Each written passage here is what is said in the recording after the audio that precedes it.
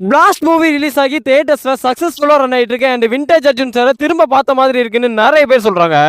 It's a blast, I have to say that. முதல்வன் ஜென்டில்மேனுக்கு அப்புறம் அவ full லென்த்தில் பார்க்கும்போது ரொம்ப ஹாப்பியாக இருக்கு. கிளைமேக்ஸில் அந்த ஒரு ஷாட் இருக்கும், எல்லாருமே சேர்ந்து ஒரு ஃபைட் வரும், செம்மையாக பண்ணியிருப்பாங்க. நானும் ட்ரெய்லர் பார்த்தேன், ஆக்ஷன் சீன்ஸ்லாம் ரொம்பவே நல்லா இருந்துச்சு. சரி என்னதான் இருக்குன்னு பார்த்துருவோம்னு சொல்லி நானும் என் ஃப்ரெண்ட்ஸும் தேட்டருக்கு போயிட்டோம். படம் ஸ்டார்ட் பண்ணதுக்கு அப்புறமும் கூட ஆட்கள் அங்கே இங்கே நடந்துக்கிட்டே இருந்தாங்க. எனக்கெல்லாம் செம டென்ஷன் ஆயிடுச்சு.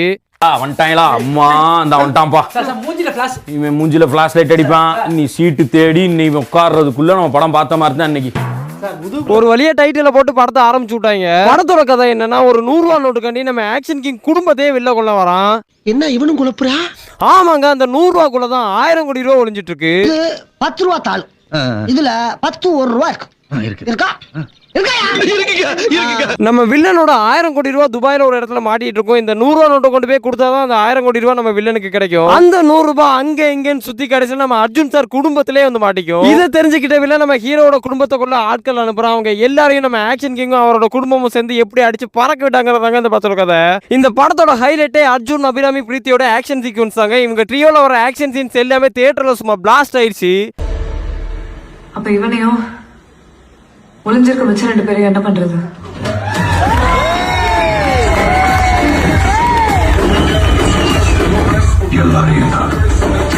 ஸ்கிரீன் பிளேயும் ரொம்பவே நல்லா இருந்துச்சு. எந்த இடத்துலயுமே பெருசா லேக் இல்ல. கதையையும் ரொம்பவே இன்ட்ரெஸ்டிங்காவே கொண்டு போயிருந்தாங்க.